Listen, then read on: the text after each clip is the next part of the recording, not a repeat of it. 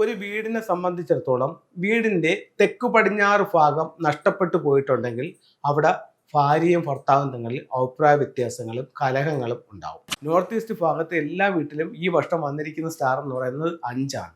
അപ്പം north east ഭാഗത്തെ ബെഡ്റൂമോ north east ഭാഗത്ത് വാതിലോ ഉണ്ടെന്നുണ്ടെങ്കിൽ ഈ വർഷം കലഹത്തിനുൾപ്പെടെ ടോട്ടൽ ലോസുമായിരിക്കും. ഒരുപക്ഷെ കലഹമായിരിക്കും ടോട്ടൽ ലോസിലേക്ക് നമ്മളെ കൊണ്ടുപോകുന്നത്. നമ്മുടെ വീട്ടിൽ കലഹങ്ങൾ പലപ്പോഴും കണ്ടുവരാറുണ്ട്. അത് ഒഴിവാക്കാനായിട്ട് ഒരുപാട് മാർഗങ്ങളുണ്ട്. പല കാരണങ്ങൾ കൊണ്ടും വീട്ടിൽ കലഹം ഉണ്ടാവാം. അതിൽ ചില കാര്യങ്ങളും അതിൻ്റെ പരിഹാരങ്ങളും നിങ്ങളുമായിട്ട് പറയാം.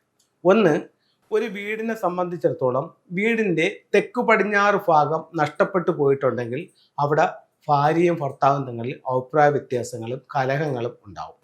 അതിന് പരിഹാരമായിട്ട് വീടിന് പുറത്ത് തെക്കു പടിഞ്ഞാറ് ഭാഗത്ത് ഒരു റെഡ് ലൈറ്റ് ഇടുക. അതുപോലെ ബെഡ്റൂമിൻ്റെ തെക്കു പടിഞ്ഞാറ് ഭാഗത്ത് ഒരു ജോഡി മണ്ടേരിയൻ ടെക്കിൻ്റെ സ്റ്റാച്ചു വയ്ക്കുക.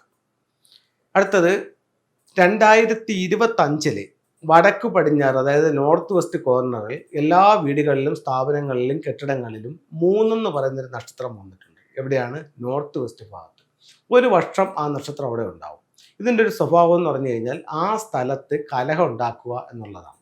അപ്പം അവിടെ ഇരിക്കുന്നവരെ ഇത് ബാധിക്കും. ആ റൂമിൽ കിടക്കുന്നവരെ ഇത് ബാധിക്കും. അവിടെ പ്രധാന വാതിലുള്ളവരെ ഇത് ബാധിക്കും.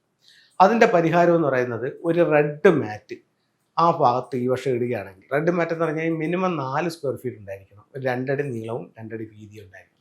അത്തരത്തിലുള്ള റെഡ് മാറ്റ് അവിടെ ഇടുന്നത് ഈ ദോഷത്തിന് ഒരു പരിഹാരമായിട്ട് കണക്കാക്കുന്നു. നോർത്ത് ഈസ്റ്റ് ഭാഗത്ത് എല്ലാ വീട്ടിലും ഈ വർഷം വന്നിരിക്കുന്ന സ്റ്റാർ എന്ന് പറയുന്നത് 5ആണ്. അപ്പം നോർത്ത് ഈസ്റ്റ് ഭാഗത്തെ ബെഡ്റൂമോ നോർത്ത് ഈസ്റ്റ് ഭാഗത്ത് വാതിലോ ഉണ്ടെന്നുണ്ടെങ്കിൽ ഈ വർഷം കലഹത്തിനുൾപ്പെടെ ടോട്ടൽ ലോസുമായിരിക്കും.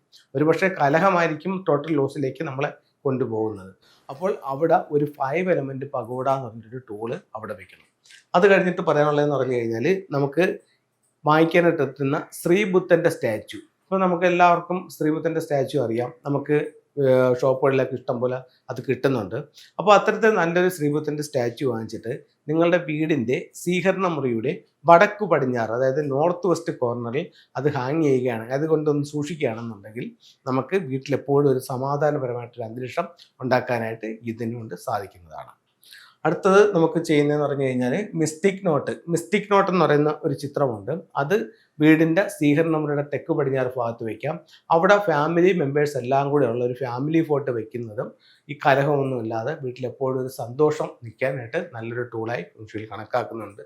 അപ്പോൾ ഇത്തരത്തിലുള്ള കാര്യങ്ങളൊന്ന് ചെയ്ത് നോക്കാം.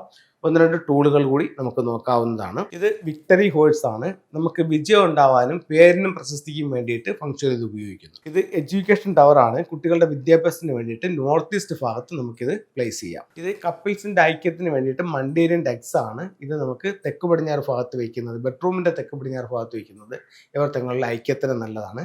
വിവാഹത്തിന് വേണ്ടിയിട്ടും തെക്ക് പടിഞ്ഞാറ് ഭാഗത്ത് നമുക്ക് ആൺകുട്ടിയെ കിടക്കുന്ന ബെഡ്റൂമിൻ്റെ തെക്ക് പടിഞ്ഞാറ് ഭാഗത്ത് നമുക്ക് ഈ ടെക്കിനെ വയ്ക്കാവുന്നതാണ്. അപ്പോൾ എല്ലാവർക്കും എല്ലാ ഐശ്വര്യങ്ങളും ഉണ്ടാവട്ടെ എന്ന് പ്രാർത്ഥിച്ചുകൊണ്ട് നിർത്തുന്നു. നന്ദി, നമസ്തേ.